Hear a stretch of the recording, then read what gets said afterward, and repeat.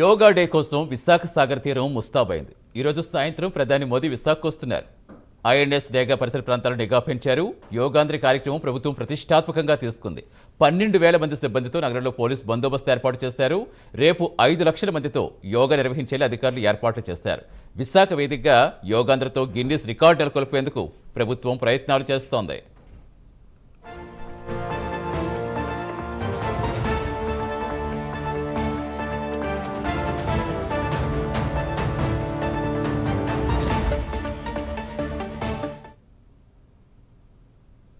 రేపు యోగా డే కోసం విశాఖ సాగర్ తీరం ముస్తాబైంది. ప్రస్తుతం ఏర్పాట్లకు సంబంధించిన పూర్తి సమాచారం ఇచ్చేందుకు మా కరెస్పాండెంట్ చంద్రశేఖర్ లైవ్లో జాయిన్ అవుతున్నారు. చంద్రశేఖర్, 5 లక్షల మందితో చిన్న విషయం కాదు కోఆర్డినేట్ చేయటం. సో ఈ రోజు సాయంత్రానికే ప్రధాని, ఇటు ఏపీ సీఎం, డిప్యూటీ సీఎం అందరూ కూడా విశాఖ వస్తున్నారు కదా, అసలు భద్రతా ఏర్పాట్లు ఎలా ఉన్నాయి? రేపటికి సంబంధించి ఏ విధంగా సన్నద్ధమవుతోంది ప్రభుత్వం?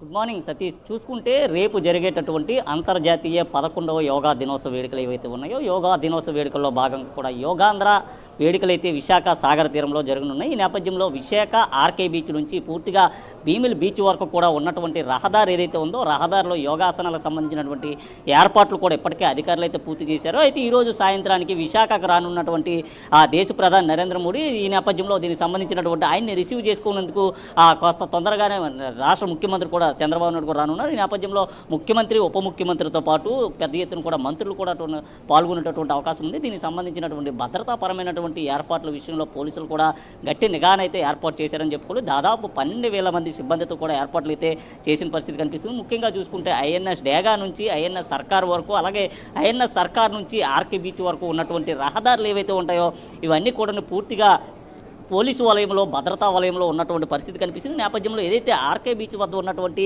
ఈ స్టేజ్ ఏదైతే ఉందో, సభా వేదిక ఏదైతే ఉందో, ఈ సభా వేదిక వద్దకు నరేంద్ర మోడీ రేపు ఉదయాన్నే 6:30 ప్రాంతంలో చేరుకుని ఉంటారు. అనంతరం అక్కడ నుంచి అరగంట పాటు కూడా ఆయన మాటలు వినిపించిన తర్వాత 7 గంటల నుంచి 7:45 వరకు, అంతే 45 నిమిషాల పాటు కూడా యోగాసనాలు అయితే వేసేటటువంటి ఏర్పాట్లు అయితే చేస్తున్నారు. ఈ నేపథ్యంలో దీనికి సంబంధించినటువంటి రాష్ట్ర ప్రభుత్వం ప్రతిష్టాత్మకంగా చేపట్టినటువంటి ఏర్పాట్లు ఏవైతే ఉన్నాయో దానికి సంబంధించి ఆ ఏర్పాట్లు చేసేందుకు కూడా ఇప్పటికే ఇక్కడ ఉన్నటువంటి పలువురు రాజకీయ నేతలను కూడా పురమాయించిన పరిస్థితి కనిపిస్తుంది. నేపథ్యంలో దీనికి సంబంధించినటువంటి ఏర్పాట్లు ఏ విధంగా ఉన్నాయో, అలాగే ఎటువంటి ఏర్పాట్లు చేస్తున్నారనే అంశాన్ని మనతో పాటు కార్పొరేటర్ కందుల నాగరాజు కూడా ఉన్నారు. వారిని అడిగి తెలుసుకునే ప్రయత్నం చేద్దాం. సార్ నమస్తే సార్, చెప్పండి, ఆ రాష్ట్ర ప్రభుత్వం అప్పగించినటువంటి బాధ్యతలు ఎంత మేరకు నిర్వర్తిస్తున్నారు, ఏ విధంగా ఏర్పాట్లు ఉండబోతుంది? ఇంతవరకు కూడా నభూతో నభవిష్యత్ అనే రీతిలో ఈ రాష్ట్రంలోనే కాదు దేశంలో ఎక్కడా జరగలేని విధంగా 5 లక్షల మందితో విశాఖపట్నం ఆర్కే బీచ్లో మరి ఒకే రోజు ఈ యోగా డే చేయడం, ఇది ప్రధానమంత్రి గారికి ముందుగా మేము కృతజ్ఞతలు తెలియజేసుకున్నాం. ఎందుకంటే విశాఖపట్నంలో ఈ అవకాశం మాకు కల్పించినందుకు. అదేవిధంగా మరి చంద్రబాబు నాయుడు గారు, ముఖ్యమంత్రి గారు ప్రత్యేకించి విశాఖపట్నం పట్ల ఆయనకున్న అభిమానంగానే, ఆయన తలకి నిబద్ధత నిజాయితీలకి మారుపేరుగా ఈరోజు ఏంటంటే విశాఖపట్నాన్ని మరి ఆరోగ్య ఆంధ్రప్రదేశ్ చేయాలన్న ఒక ఆలోచనతో ఇక్కడ సుమారు క్యారిడార్, కోస్టల్ క్యారిడార్ 30 కిలోమీటర్ల కోస్టల్ క్యారిడార్లో 5 లక్షల మంది ఒకేసారి యోగా చేయడం, మరి రాష్ట్రం మొత్తమే కాకుండా దేశం మొత్తం అంతా కూడా ఇటువైపు తిరిగి చూస్తుంది. దేశ విదేశాల్లో కూడా ఎక్కడ జరగలేని రీతిలో ఈ విధంగా చేస్తున్నారు. రేపు జరగబోయే కార్యక్రమాన్ని కూడా Guinness book of world record కూడా జరుగుతుంది.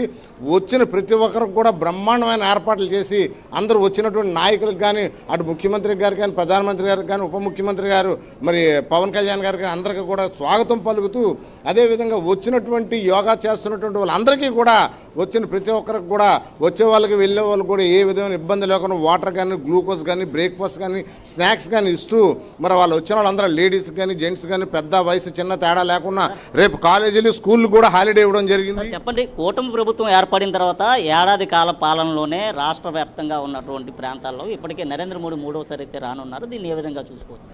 మరి అంటే ఇచ్చారు కదా, మరి విశాఖపట్నం ప్రత్యేకించి ఈ రాష్ట్రం పట్ల ఆయనకు ఉన్నటువంటి అభిమానం మరి మనం మరవలేంది. ఆయనకి మనం ఎంత కృతజ్ఞత చెప్పినా తక్కువనే చెప్పాలి. ఎందుకంటే నరేంద్ర మోడీ గారు విశాఖపట్నం అనేసరికి ఆయనకు ఒక పంచి ప్రాణాలతో సమానం. ఎందుకంటే ఎప్పుడు కూడా ఆయన చెప్తుంటే విశాఖపట్నం నాకు నచ్చిన ప్లేసు, నాకు ఇక్కడ చాలా ఇష్టమైన ప్లేసు అంటారు. ఆయన ఏంటంటే ఒక హిస్టారికల్ ప్లేసు, అలాగనే మరి ప్రశాంతమైన place, peaceful city, beautiful city, లో పొల్యూషను, మరి మంచి వాళ్ళు ఇక్కడంతా విశాఖపట్నం ప్రజలను కూడా చెప్పారు. అదేవిధంగా నేను చంద్రబాబు నాయుడు గారు కూడా మీటింగ్లో కూడా అదే మాట చెప్పారు. ఇవాళ ఇక్కడ చూస్తే అంగరంగ వైభవంగా ఎక్కడ చూసినా సరే కలకల్లాడుతూ రేపు జరగబోయే ఆ ఈవెంట్కి ఈపాటికి జనాలు ఎంతమంది వచ్చారో మీరు అందరూ చూస్తూనే ఉన్నారు. అదేవిధంగా ఇక్కడ పోలీస్ సిబ్బంది కానీ మొత్తాన్ని చూసుకుంటే ఏదైతే రేపు జరిగేటటువంటి యోగాంధ్ర వేడుకలు ఏవైతే ఉన్నాయో వేడుకలకు సంబంధించినటువంటి సభా స్థలాన్ని కూడా ఇప్పటికే పూర్తిగా రూపుదిద్దినటువంటి పరిస్థితి కనిపిస్తుంది. ఈ ప్రాంతం అంతా కూడా పూర్తిగా పచ్చదనాన్ని పరుచుకునేటటువంటి విధంగా ఉన్నటువంటి పరిస్థితి కనిపిస్తుంది. దాదాపు 12,000 మంది సిబ్బందితో పాటు ఇతర అధికారుల బృందం కూడా పూర్తిగా కూడా ఇప్పటికే భద్రతాపరమైనటువంటి ఏర్పాట్లు కూడా తలా మునకలైనటువంటి పరిస్థితి కనిపిస్తుంది. Satish. Right, thank you Chandrasekhar.